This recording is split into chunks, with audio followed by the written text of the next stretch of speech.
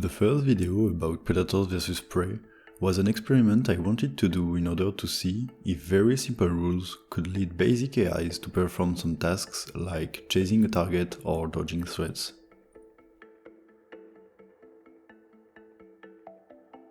The rules were the following.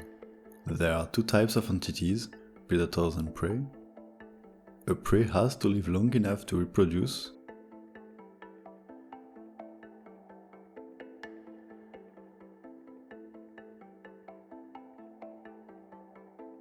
A predator has to eat prey to reproduce.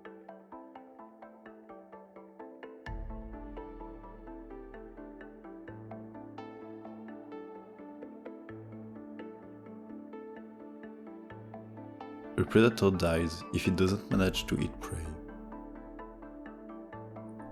Each entity has a neural network used to make decisions based on what it sees of its environment. This neural network is randomly evolved when entities create an offspring. In this first version, entities can only see the ones from the other group, meaning that prey only see predators and predators only see prey.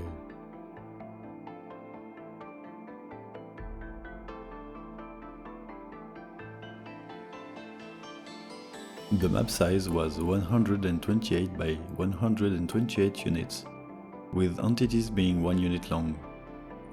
The simulation required some tweaking of the parameters to have something balanced. This was quite challenging because of the very small map size and entities count. I also decided to go for a borderless world to avoid big stacks on the edge of the map.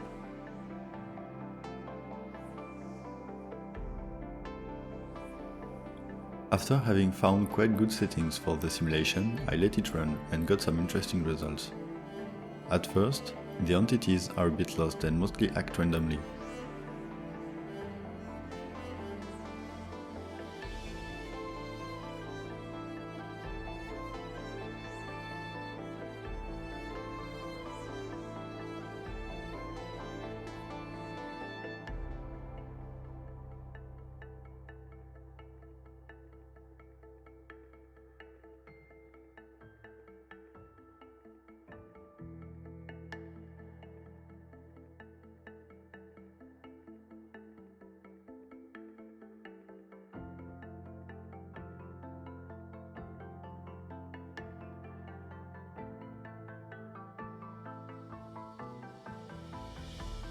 A few minutes later, predators start to become better at chasing and eating prey, resulting in the prey population collapsing.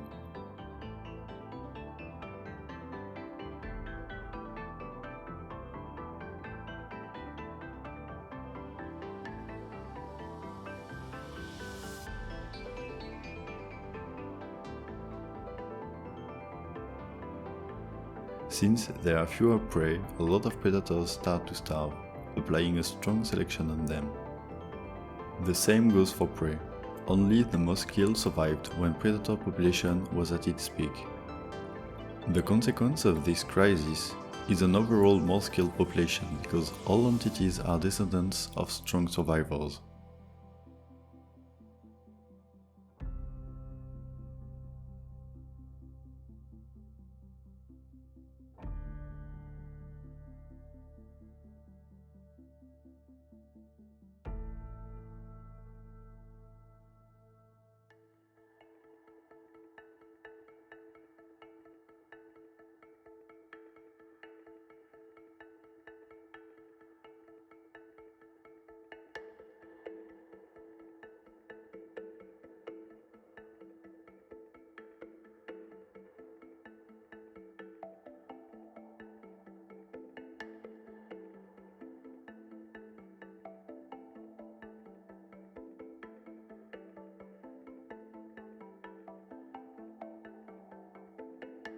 This cycle repeats until one of the two groups disappears.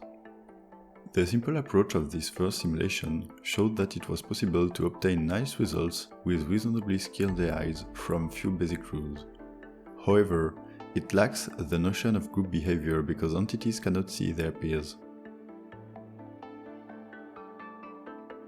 That's why I decided to create a second version to implement a more complex perception system where entities can see both prey and predators.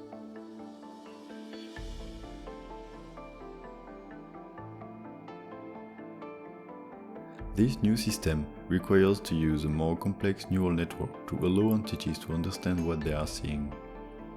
To achieve this, I added a second input for each ray casted from the entity.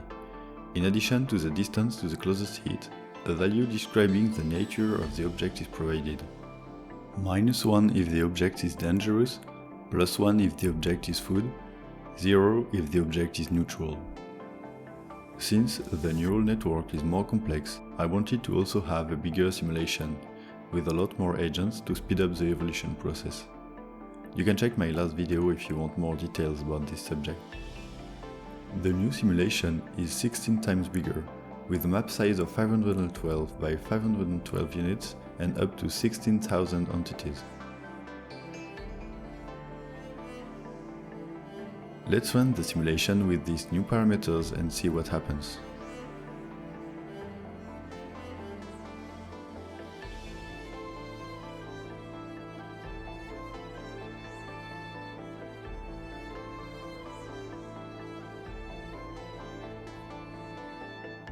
We can already see that some groups of entities are emerging, but it's not yet very fancy.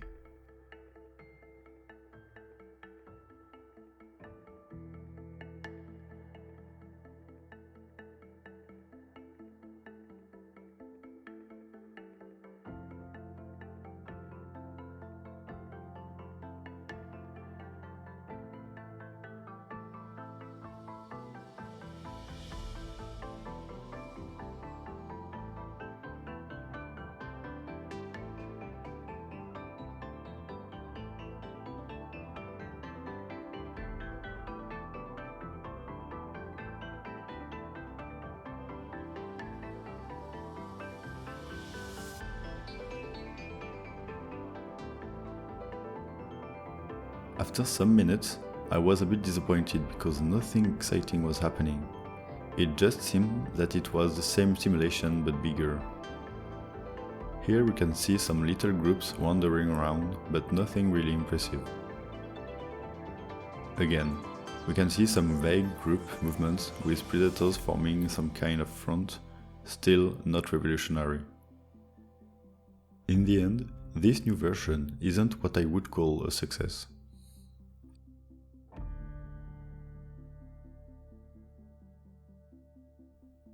I spent some time wondering why I wasn't able to observe more obvious group behavior and came up with two potential reasons. Maybe I'm just unlucky and a simulation with a different seed would have produced a better result. Or maybe the entities just don't have any benefit being grouped, preventing them to evolve this new skill. I decided to go for the second option, as it was quite clear that predators had no reason to stay packed and share resources when they could just eat everything on their path, and prey didn't have much reason to stay together other than providing an additional free meal. This reasoning led me to the conclusion that in order to give predators and prey a reason to stay packed, I should allow prey to fight back. This way, predators have to stay together if they want to maximize their chance of survival when attacking prey, and similarly, prey would be more likely to survive predators' attacks if there are several to fight back.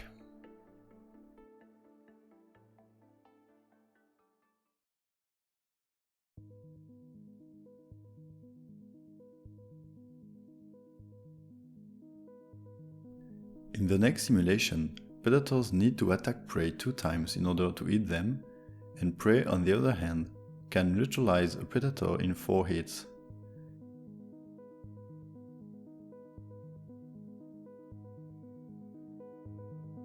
Let's see what happens with this new mechanism.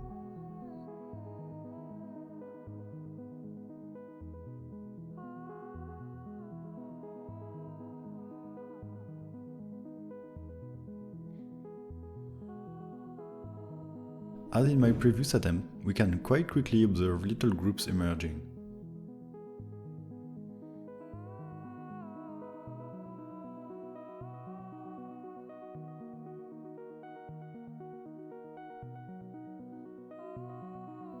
Looking at the population charts, we can see that the predators have more difficulties to expand compared to the other simulations.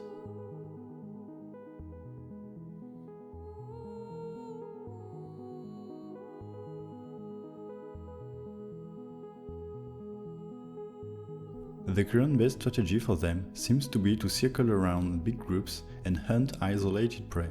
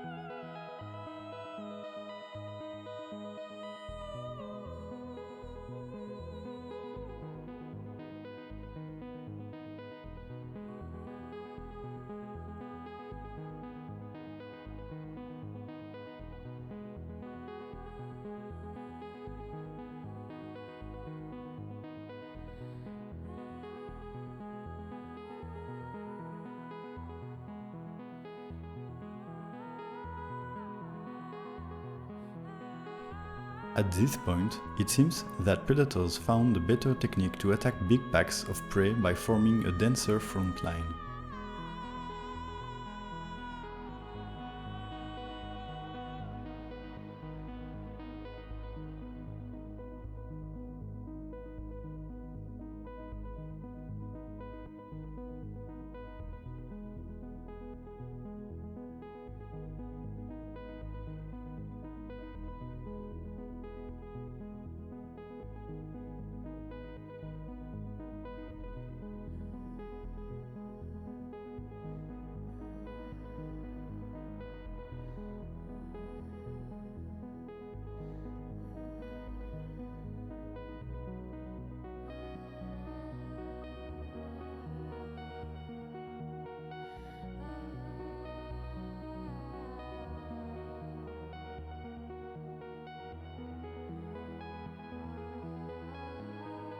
Some of them seem to be doing some synchronized attacks, focusing isolated prey.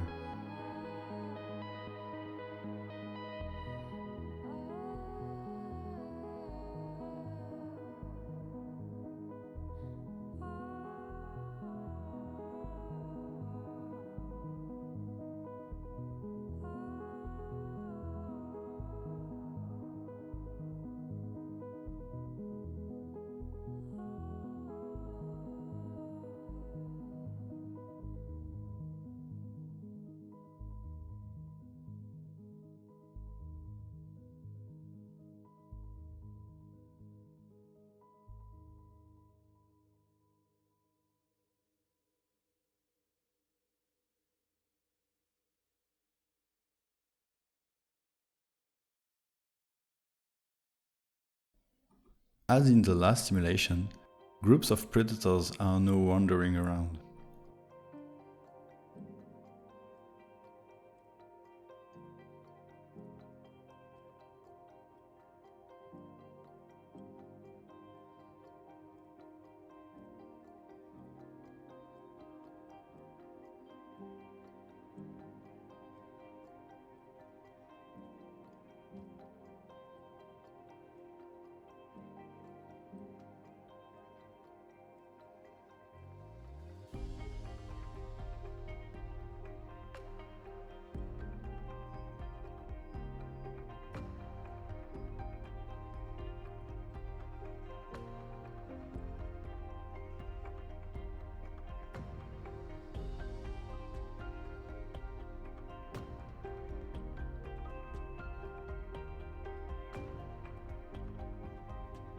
It's really fascinating to see swarm mechanisms emerging from the same simple rules as before.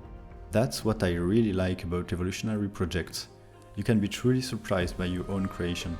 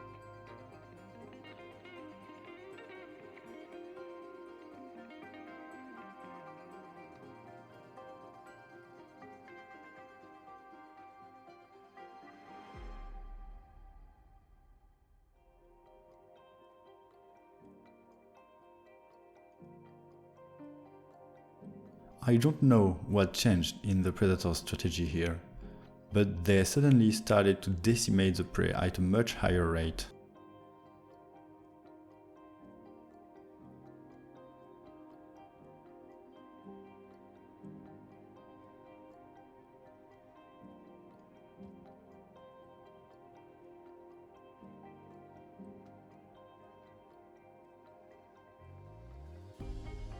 At this point, it's like prey aren't doing any damage anymore.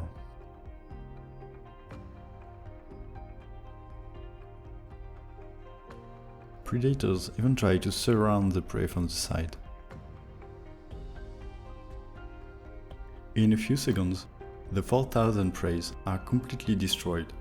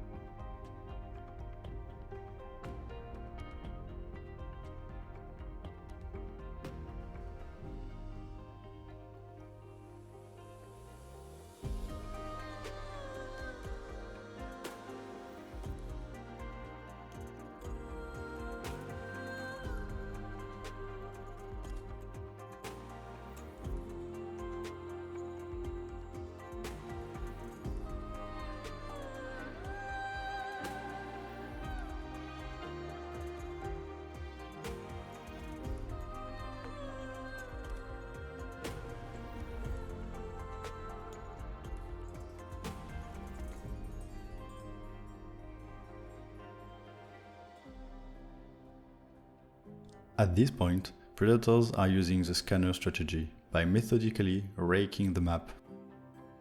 I continued watching this for several minutes and it seems to stay like this forever. This was really more spectacular than I expected, but there are still some issues. The main one being that entities cannot communicate together. I think this is a real issue for prey that have a very limited range of vision when they are in the middle of a big group. This is something I want to implement later when I'll find an efficient way to do this.